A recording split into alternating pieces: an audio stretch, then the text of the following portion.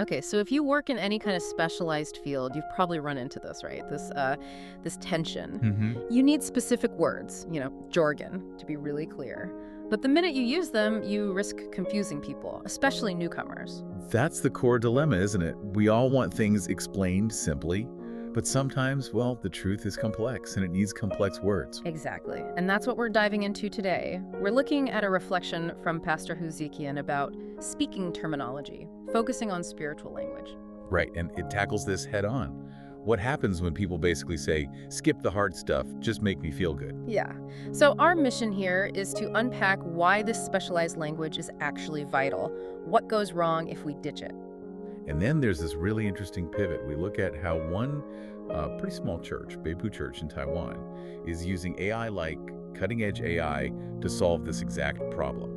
Finding a way to keep the depth, but also, make it accessible, it's fascinating. It really is. Yeah. And the source kicks things off by setting a pretty high bar, grounding it in Scripture, 1 Corinthians 2.13, Okay. which talks about explaining spiritual realities using words taught by the Spirit, not just human cleverness. So the idea is, if the truth itself is specialized, the language kind of has to be too. That's the argument. It's not just fancy talk. It's necessary for the meaning itself. Okay, that makes sense theologically. But then the source brings it right down to earth. Uses a really relatable analogy, actually. His own family. Yeah, the 4 kids. Yeah. All in very different jobs. And he makes the point that for them to succeed, they absolutely had to master the specific language of their field.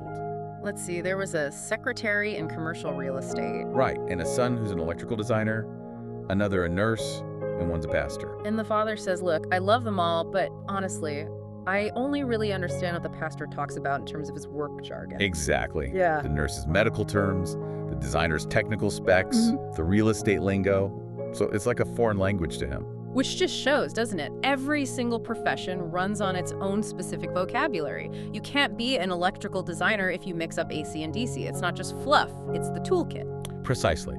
And that leads to this pretty pointed question in the source material. Which is? Well, if we accept that an engineering student has to learn all the terms for physics and electronics to succeed, why do some Christians push back so hard against learning the core terms of their own faith? It's like an accountability question.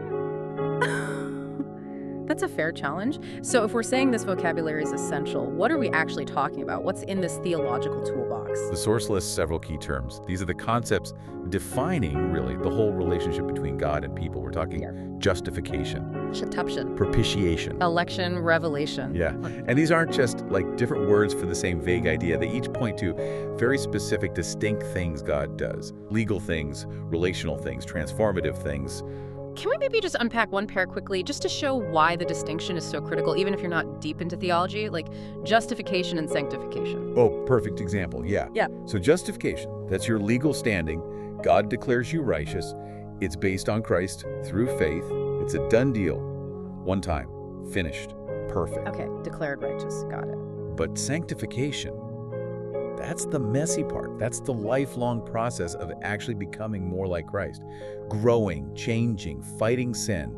It's ongoing. It's definitely not finished or perfect in this life. Ah, okay. So if you confuse those two, like if you think God only accepts you if you're succeeding in that messy process. Exactly. You totally misunderstand grace.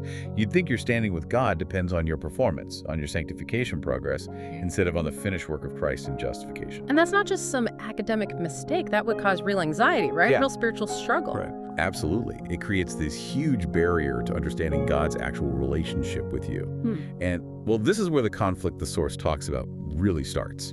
Because the very people who need these terms, They're often the ones pushing back. yeah, that's the dilemma. So this is where it gets practical. The source mentions this common complaint pastors hear. Don't preach doctrine, just keep it warm, keep it encouraging. People want the comfort food version. Emotional support maybe, but not the intellectual heavy lifting. And that puts any teacher, any leader in a tough spot, doesn't it? Do you meet people where they are comfort-wise, or do you hold the line on the actual substance? Well, the pastor in the source, he takes a pretty firm stance. He basically says, no, we can't lower the standard just because it's difficult. But why so strong? I mean, isn't wanting encouragement natural?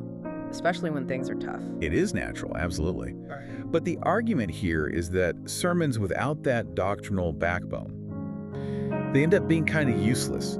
They become about making us feel good rather than understanding God's truth. So if it's just warmth, it's based on feelings, which can change instead of on, revealed truth. That's the danger highlighted. Without that solid foundation of doctrine, the what we believe and why, faith can become just emotion. And emotion alone, well, it doesn't hold up under pressure. So the pastor feels stuck. Teach too deep, people might zone out.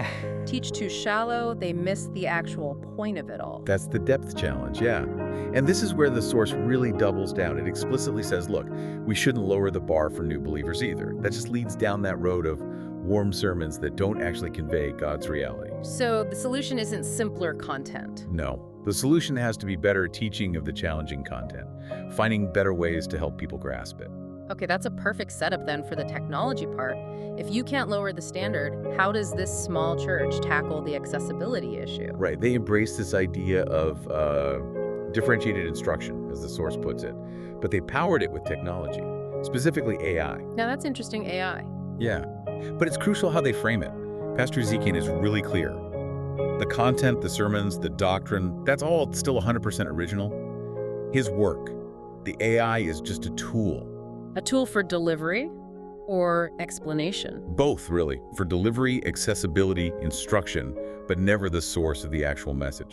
That distinction is key. And this wasn't an overnight thing. There's a timeline here. The pastor started podcast back in July 2022. Moment of Renewal was one. Yes, he was already exploring digital outreach.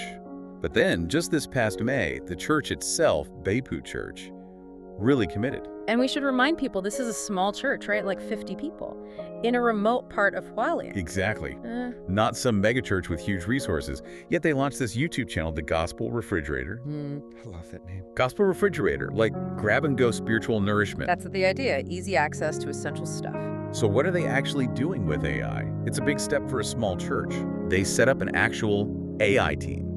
Their job is to take the pastor's original sermon, audio and video, and basically repurpose it in different ways. To lower the barrier to entry, like you said. Right. So they create videos using the audio, add relevant music, images, clips, all properly licensed free stuff. They add subtitles, both English and Chinese. Okay, that makes sense. Visuals, tech support.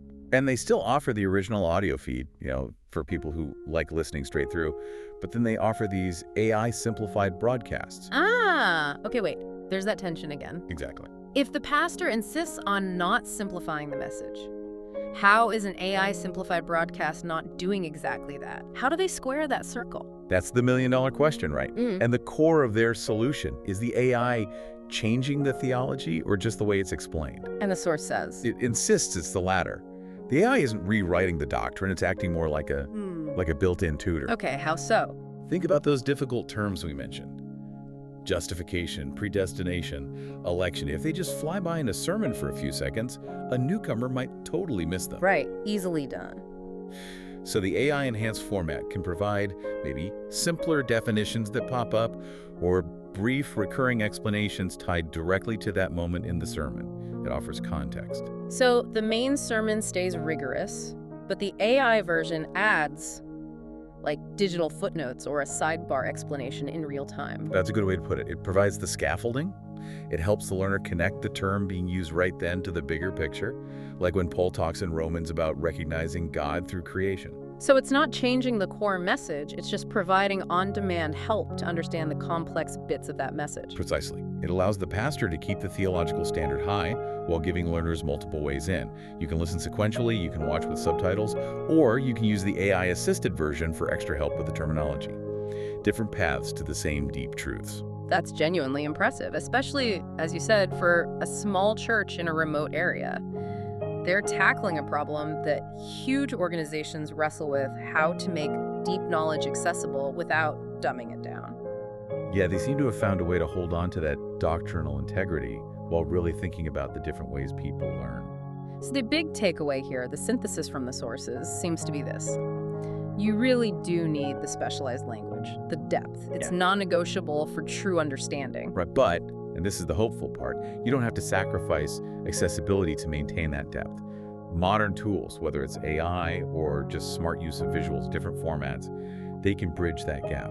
You can achieve that differentiated instruction without compromising the core knowledge. knowledge. Exactly. Okay, so that brings us to the final thought for you, the listener, to sort of chew on. Think about your own field, your work. Yeah, whatever it is, finance, tech, medicine, education, manufacturing. Yeah. What's the critical specialized language in your world?